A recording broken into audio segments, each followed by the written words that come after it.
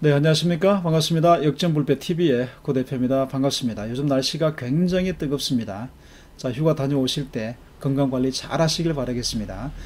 자, 오늘은 여러분들 앞전에 이어서 두 번째 시간입니다. 신길동에 있는 실거주 하기도 좋은 집이면서 투자 가치까지 내재되어 있는 그런 상품을 여러분들께 전달을 해드립니다. 이런 상품을 통해서 정말 주택이 없으신 분들, 그리고 주택 하나를 가지신 분들, 자녀에게 뭔가 해줘야 되는데 큰 돈이 안 들어가면서 뭔가 해주고 싶은데 뭔가 할 게 없다라고 하시는 분들, 오늘 방송 끝까지 잘 보시고요, 잘 판단하셔서 여러분들 성공 투자하시길 바라겠습니다. 자, 출발하겠습니다. 오늘 여러분들께 전달해드릴 바로 상품이 바로 이 상품인데요. 지금 현재 거의 다 막바지 공사에 들어갔습니다. 이틀 전에 아스콘을 쳤기 때문에 거의 막바지 공사가 들어갔고요. 7월 달에 준공 신청이 들어갑니다. 그러면 8월 달에 준공을 거쳐서 9월 달에 입주가 가능한 건축물이다라고 보시면 됩니다. 자, 이 건축물이, 첫 번째는 실거주 하기 좋아야 됩니다, 여러분들. 자, 실거주를 하기 좋아야만이 나중에 뭐가 될까요? 황금성이 뛰어납니다. 만약에 실거주하기가 어려운 입지 같으면요, 사는 사람들이 많이 없기 때문에 황금성이 떨어진다. 그래서 가치가 떨어지기 때문에 그런 입지에 가진 주택들은 조심해야 된다라고 보시면 되고, 첫 번째로 보시게 되면 신길역에서 1호선, 5호선 신길역에서 도보 10분 정도 조금 걸립니다. 하지만 대방역에서는요, 도보 5분, 6분 정도면 접근을 할 수가 있습니다. 남자 걸음으로 가신다면 한 5분 정도, 우리 여성분 걸음으로서는 한 6분 정도 걸린다, 이렇게 보시면 될 것 같아요. 자, 그리고 내년에 개통되는 신림경전철입니다. 여의도로 바로 들어가는 신림경전철인데요, 도보로 3분 거리 위치를 하고 있기 때문에 1호선과 신림경전철의 더블 역세권이다 라고 보시면 될 것 같아요. 네, 그리고 요즘 초고령화 시대이기 때문에 우리 어르신들이 굉장히 많습니다. 어르신들이 또 실거주하게 또 편해야 되는데 성해 종합병원이 가까이에 위치하고 있고요. 도보 2분 거리면 언제라도 필요할 때 케어를 받을 수 있는 거리다라고 보시면 될 것 같아요.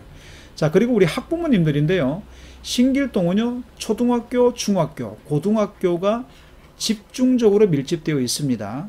학교 보내기 굉장히 수월한 지역이다 라고 보시면 될 것 같습니다. 네, 그리고 운동 좋아하시는 분들은요, 운동하셔야죠. 그렇죠? 운동을 하시려면 녹지 공간이 필요합니다. 천혜의 녹지 공간이죠. 한강 색강 녹지가 바로 근접해 있는데 도보 15분 정도면은요, 저와 또 만날 수가 있습니다. 저도 거기서 운동을 하기 때문에 굉장히 좋은 곳입니다. 자, 그래서 오늘의 상품 자체가 실거주하기는 정말 더없이 좋은 입지다라고 보시면 됩니다. 자, 그럼 오늘 제가 여러분들께 전달을 해드리는데 그냥 단지 실거주하는 걸로만 여러분들께 전달을 해드리냐? 절대 안 그렇죠. 여기에 플러스가 뭐가 되느냐? 바로 투자입니다. 여러분, 투자 가치가 오늘 있기 때문에 여러분들께 전달을 제가 해드리는 겁니다. 2층을 보시게 되면요, 투룸으로 구성되어 있고요, 3층도 투룸으로 구성되어 있습니다. 자, 전세대 풀 옵션으로 들어갑니다. 분양 가격들은 3억 7,800입니다. 그런데 투룸은 실면적이 한 15평 나오기 때문에 일반 신축 다세대 빌라를 봤을 때는요, 대부분이 실면적이 12평, 13평 정도가 나옵니다. 그런데 여기는요, 한 15평 정도가 나오기 때문에 일단 거실이 큽니다. 그래서 전세가가 3억 1천만원 정도로 보기 때문에 갭 투자가 7,800만원 정도면 충분하다라고 보시면 될 것 같아요. 지금 현재 서울에서 1억 이하로 투자할 수 있는 곳은 거의 없다라고 보시면 됩니다. 자, 유일무이하게 영등포 신길동 도심에서는 거의 마지막 물건이 아닐까라고 생각을 합니다. 자, 그럼 이 물건을 사야 될까요? 말아야 될까요? 자, 이런 고민에 빠지게 됩니다. 저는 어떤 결론이냐라고 물어보신다면요, 저는 무조건 사야 된다. 네, 그 이유를 제가 설명을 해드리겠습니다. 사야 되는 이유는 다양한 이유들이 있겠지만 첫 번째로는요, 민간 재개발 활성화입니다. 오시면 서울시장이 민간 재개발 활성화를 통해서 재개발 지구 지정을 합니다. 자, 재개발 지구 지정을 하는데 1년에 25개에서 30개를 지구 지정을 합니다. 굉장히 많이 지구 지정합니다. 자, 노후도만 어느 정도 됐다라고 한다면요, 대부분이 정비구역으로 지정이 될 수가 있다라는 겁니다. 자, 공공기획이라는 걸 통해서 올 9월부터 후보지 공모를 시작을 합니다. 첫 번째로 여러분들이 해야 될 일은 뭐냐면요, 자기가 살고 있는 동네, 자기가 살고 있는 지역의 노후도를 체크를 해보는 겁니다. 자, 노후도를 체크를 해서 어느 정도 60% 이상 노후도가 나왔다라고 한다면요, 민간 재개발로 공모할 가능성이 굉장히 크다라고 보시면 됩니다. 그 속에 포함되어 있는데 주택을 안 가지고 계신다라고 한다면요, 어떠한 주택이라도 무조건 사셔야 됩니다. 그것마저도 구입을 안 하신다면요, 이제는 정말 기회가 찾아올 수가 없습니다. 30년, 40년 그 이후에나 우리가 노려볼 수 있는 기회가 올 수가 있다는 거예요. 부동산의 위기가 곧 기회가 될 수가 있다는 명언을 여러분들은 꼭 숙지를 하시기 바라겠습니다. 네, 두 번째는요, 자, 매년 서울시에서 25개 지역에서 30개 지역을 지구 지정을 하겠다 그럽니다. 오세훈 서울시장이 2025년까지 재개발을 통해서 13만 호를 공급하겠다 그랬습니다. 자, 재개발을 통해서 13만 호를 공급하겠다. 굉장히 많은 물건입니다. 그러면요, 산술적으로 계산해 봤을 때 우리 서울에서 지구 지정이 얼마나 되어야만이, 얼마나 공급지를 선정을 해야만이 가능할까라고 계산해 보니까 330군데 정도가 지정이 되어야 13만 호 정도가 공급이 가능합니다. 첫 번째로 눈여겨봐야 될 지역이 어디냐면요, 서울시에서 재개발 해제 구역이 있습니다. 몇 군데가 되냐면요, 316곳이 됩니다. 이 316곳 중에서 나머지를 제외하고 170군데가 바로 신규 지정할 지역이다라고 보시면 됩니다. 지금 현재 공공재개발로 해서는요, 한 24군데가 갔고요.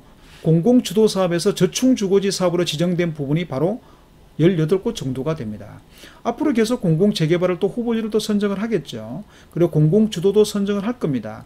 그러면 나머지를 갖다가 신규로 선정을 해야 되는데 턱없이 부족합니다. 그래서 신규 발굴 작업을 거쳐야 된다라는 겁니다. 법적 요건만 갖추게 되면 웬만한 지역들은 다 정비구역으로 들어갈 수가 있다라는 겁니다. 이 법적 요건이 뭐냐면요, 예전에 박원순 서울시장이 갖고 있었던 주거정비지수제라는 게 있습니다. 이 주거정비지수제를 뺐더니 법적 요건을 적용했을 때 서울시에서 정비구역으로 지정할 수 있는 지역이 얼마나 나오냐라고 봤을 때 저층 주거지로 봤을 때 50%가 후보지로 가능하더란 겁니다. 서울을 우리가 반으로 나눠 봤을 때 아파트 주거지역이 거의 50%가 되고요, 저층 주거지역이 바로 한 50% 정도가 됩니다. 이렇게 한 50% 정도가 되는데 이 50% 정도 중에서 반이 법적 요건에 들어가더란 얘기입니다. 자, 법적 노후도가 3분의 2 그리고 1만 제곱미터 이상이 된다면요, 대부분이 정비구역으로 지정이 가능하다는 얘기입니다. 자, 우리 여러분들께서 투자하시는 것도 좋지만 투기 세력에 포함되면 안 된다. 왜 그런 줄 아십니까? 투기 세력에 포함되면 현금 청산을 받아요. 현금 청산을 받고 그대로 쫓겨나야 됩니다. 그래서 자, 이 부분을 무조건 짚어보시고 가셔야 되는데, 지금 현재 재개발은 공공이 밀어붙이는 재개발이 있고요, 또한 제가 말씀드렸던 민간 재개발이 있습니다.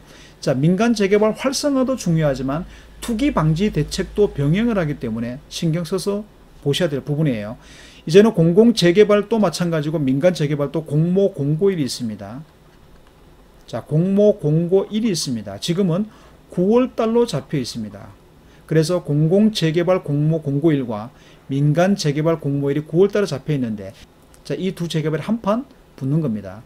이 공모 공고일을 권리 산정 기준일로 정했다. 여러분, 권리 산정 기준일이 뭔지 아시죠? 지분 쪼개기를 금지시킨다는 겁니다.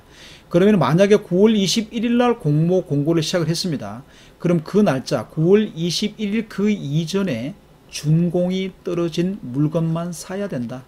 매입을 해야 됩니다. 다른 거는 상관없습니다. 신축에 대해서만, 지분 쪼개기에 대해서만 금지를 한다는 거예요. 그래서 반드시 준공된 부분만을 매입을 하셔야 된다는 겁니다. 이제는요, 신축이 없어지는 이유가 뭐냐면요, 공모 공고일을 이미 확정이 됐기 때문에 우리가 신축을 공급을 하려고 한다면요, 토지 매입을 해서 입주까지 시간이 많이 걸리죠.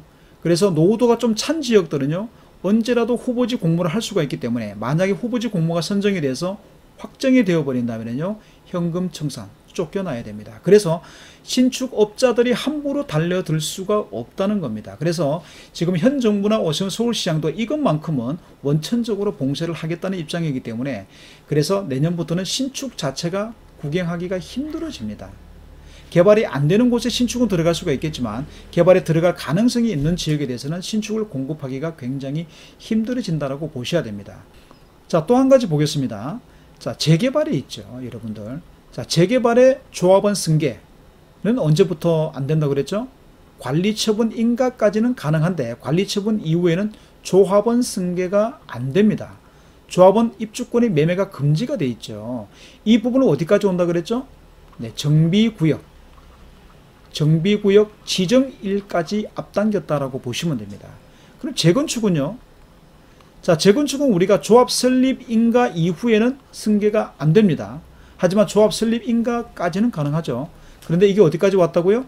안전진단 통과 시점까지 당겨졌기 때문에 여러분들 투자 시점은 더욱더 앞으로 당겨졌다라고 보시면 됩니다. 그 이후에 매매하시는 분들은요, 현금 청산, 쫓겨난다, 이렇게 보시면 됩니다. 자, 지금까지 간단하게 제가 설명을 드렸는데요. 집을 사야 되는지 말아야 되는지. 자, 사야 될 기준이 명확하게 생기셨다면요, 이제는 지역을 정하시면 됩니다. 제가 오늘 여러분들께 드리는 지역은 바로 신길동 매물인데요. 사실상 투자할 곳이 많이 없습니다. 그래서 정말 신길동에서는 한두 군데 정도 마지막 개발 보류지다라고 보시면 됩니다. 자, 한번 살펴보겠습니다. 자, 신길동은 모든 지역들이 이렇게 개발이 되고 있습니다. 자, 마지막 보류지. 자, 마지막 보류지가 바로 여기입니다. 그리고 여기죠. 자, 도원빌라촌 같은 경우에는요, 20년에서 노후 불량 건축물이 20년에서 25년, 30년으로 혼재가 되어 있는 조금은 기다려야 됩니다. 하지만 현재 정책으로 봐서는 굉장히 빠르게 진행될 수 있지도 않을까 생각을 합니다. 자, 대신시장 동측 방면을 보시게 되면 딱 이 지역이죠.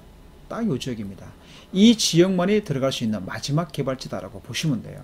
네, 대신시장 동측 부분이 바로 이 지역을 가리키고 있습니다. 현재 이 지역의 노후도를 보시게 되면요, 파란색 부분보다는 빨간색들이 굉장히 많습니다. 여러분들, 이 부분들을 보신다면요, 노후도가 어느 정도로 충족이 되었다라고 보시면 됩니다.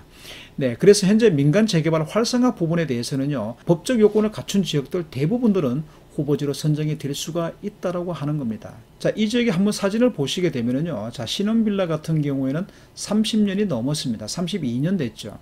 그리고 일반 주택단지, 이런 벽돌 같은 경우에는 20년만 넘으면 노후 불량 건축물로 들어갑니다. 이런 것들 다 20년짜리입니다. 네, 이런 법적 요건을 충분히 갖출 수가 있는 지역이기 때문에 투자 가치가 있다라고 보시면 됩니다. 네, 지금까지 여러분들과 함께 신길동의 마지막 개발지, 신축 다세대 빌라 사야 될까 말아야 될까, 이 부분에 대해서 여러분들과 함께 정보를 나눠봤습니다. 자, 꼭 사셔야 되겠죠. 주택이 없으신 분들은요, 무조건 사셔야 됩니다.